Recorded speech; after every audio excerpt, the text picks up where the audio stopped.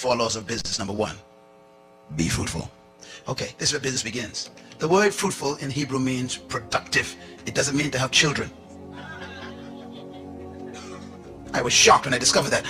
The first command God gave man was what? Be productive. In other words, produce something. Oh man, I wish I could talk to you for a couple more hours about this. Say it. Be productive. Stop saying fruitful because you're thinking about babies.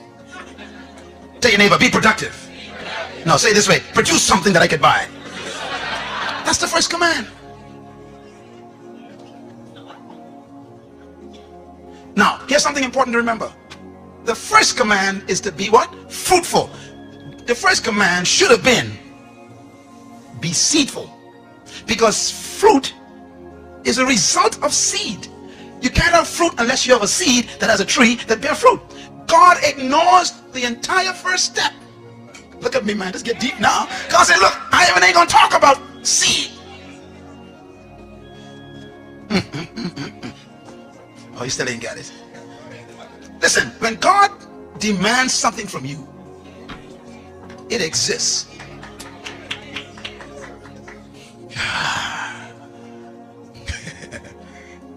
So the demand for fruit is a presumption. Some of you getting it? That there is seed somewhere. The number 1 reason why there's poverty in North Tulsa is not because of a lack of investors coming in, but a lack of productivity inside.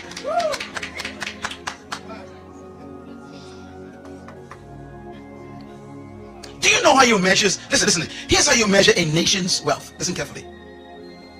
A nation's wealth is measured by 3 letters. All nations.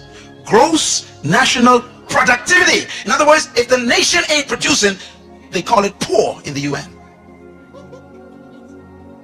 Money doesn't make you rich. Productivity does. That's why China is one of the biggest threats right now. Even though they may be poor, they are producing. What do most people in the North Tulsa do? Consume. All right now. You keep going to the bank to borrow money to buy stuff that isn't productive. I mean, if you're going to buy a vehicle, buy a truck so you can become one who collects garbage to produce a business. Don't buy a car to drive around in. That ain't productive. All right now, I'm talking to...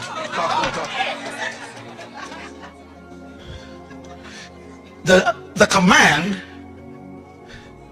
presumes that seed exists in you right now.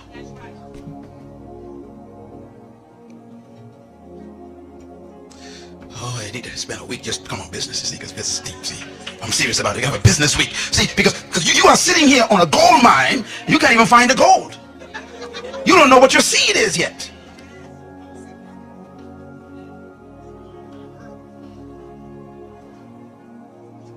There's a seed. That's your business.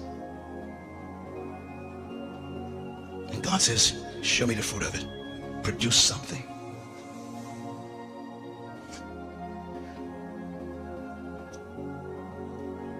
Now, when you produce a product, watch God's strategy now. Let's say, okay, Apple computer. You all remember that Stephen Jobs dropped out of school. You know that. He quit college too. Most successful people quit college. Hope you know that. I almost did. You know, my mom kept me in. Doesn't know why she kept me in. But anyhow. Stephen Jobs quit school because he had an idea. Everybody say idea. That's your seed. Your seed is the idea that won't quit. This guy had an idea. He went to visit a plant to see a computer. Stephen Jobs is an interesting guy. Young fella in college. And he went and he saw this computer, and the computer was big as half of this room. He looked and he says, why can't they reduce that to the size of a desk? And he walked out. And he kept seeing visions of that great massive computer the size of a room on a desk. I wonder what you see that won't leave you alone.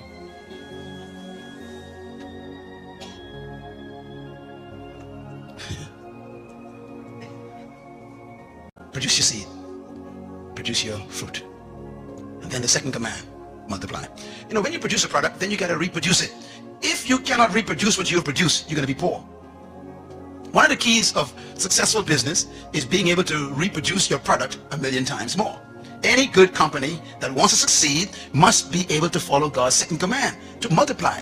So that's why when you want to, you see, there was only one Burger King years ago, one restaurant that sold one Burger King. They refined, everybody say refined, they produced a fruit.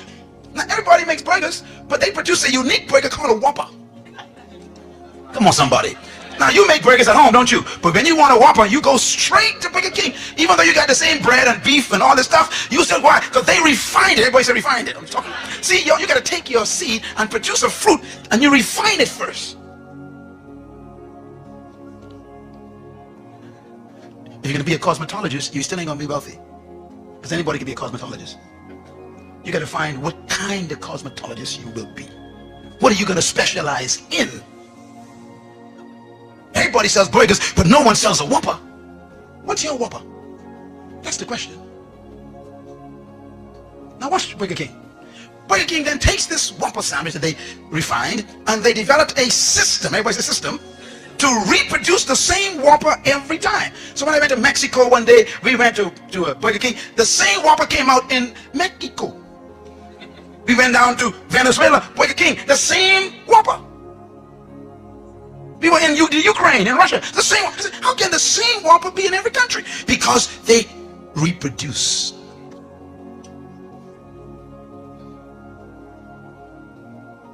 iPod. They developed one prototype, one prototype. And they kept testing it, one prototype. And when they got that one prototype down to a science, that's the fruit. Then they said, okay, now let's assembly line. And they start multiplying. But you cannot multiply, you can never succeed in. My message is my fruit. Leadership, kingdom, purpose. They're my fruit. Now I got to put them in a form where they can be multiplied. So now I got to shift into books and CDs and DVDs and they're 25 different languages. I got to multiply. Same message. If you want a Big Mac, you can never get it from Burger King. Because Big Mac is McDonald's fruit. And they keep reproducing it. God's third command, replenish, is a big one. If you're going to be successful in business, you got to be able to distribute your product.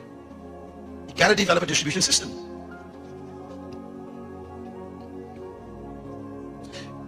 Nations Bank,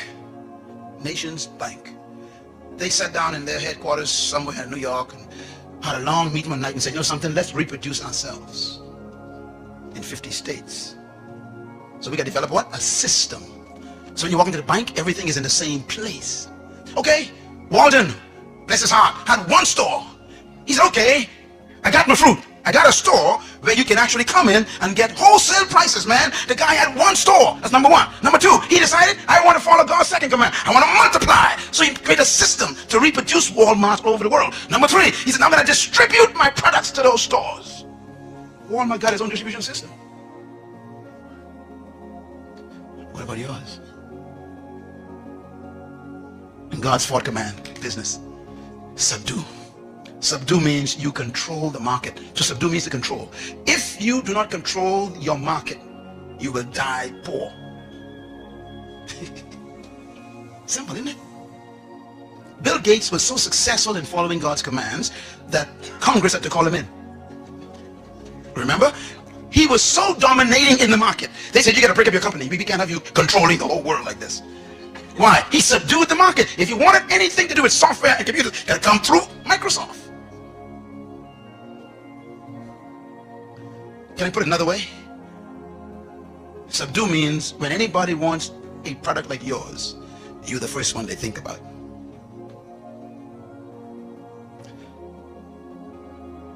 Subdue.